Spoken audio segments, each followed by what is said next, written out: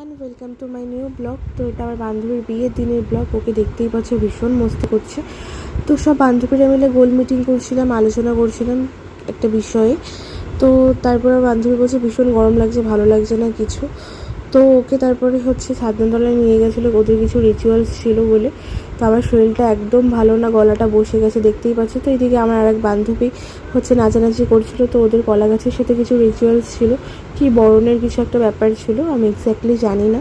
তো গায়ে হলুদ হয়ে গেছে ওর। তারপর ওকে স্নান দিচ্ছিল ওর বৌদিরা মিলে, সবাই মিলে। তো এটা গোলাপ কিনতে চলে গেছিলাম। তো তারপরে এটা এন্ট্রি গেট, ভীষণ সুন্দরভাবে ডেকোরেট করা ছিল। তো তারপরে আমার বান্ধবীর সাথে কথা বলছিলাম যে তোর কেমন কি লাগছে বল। তো বলছিল যে আমার কিছুই ভালো লাগছে না। তো কিছু ফটো তুলে নিয়েছিলাম। ওকে আমি আবার বোঝাচ্ছিলাম যে এটা করবি সেটা করবি বিয়ের পরে। ও বলছে আমার বিয়ে করছে আমার মনেই হচ্ছে না। আমি নিজেই ভাবছি যে কী করে বড় হয়ে গেল, সেই ছোটোবেলার দিনগুলোর কথা খুব ভীষণ মনে পড়ছে। সেই সব নিয়ে আমরা কথা আলোচনা করছিলাম। তো আমি ওকে আবার বলছিলাম যে তোর কি হাসি পাচ্ছে কেন? তো বলছে আমার এমনিই হাসি পাচ্ছে। তারপরে সব বন্ধুরা মিলে আমরা ফটো তুলছিলাম। তো ফটোগুলো দেখে নাও। তো এইগুলো আমার ফটো। তো সেদিনকে সবাই বলছিল তোকে খুব সুন্দর লাগছিল, সবার কমপ্লিমেন্টও পেয়েছি ভীষণ ভালো।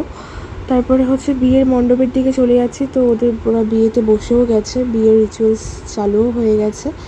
তো এবার আমরা ফুচকার দিকে গেলাম। তো ফুচকা খাচ্ছিলাম। তো ফুচকাটা ভীষণ স্পাইসি ছিল, ভীষণ পরিমাণে এক্সট্রিম লেভেলের। তো আমার রিয়াকশানটা দেখতেই পেলে। তো আমরা সবাই খেতে বসে গেছি। তো এইদিকে দাদাভাইটা ভীষণ লজ্জা পাচ্ছিলো। তো আমরা সবাই বসে খাচ্ছিলাম, একটু ইয়ার্কি মারছিলাম, আড্ডা মারছিলাম। তো ভীষণ ওর বিয়েতে ভীষণ মজা করেছি। এদিকে তো আমার বান্ধবী মন দিয়ে খাচ্ছে। তো ব্লগটা এই অবধি, দেখা হচ্ছে নেক্সট ব্লগে। টাটা, সবাই ভালো থেকো, সুস্থ থেকো, বাই।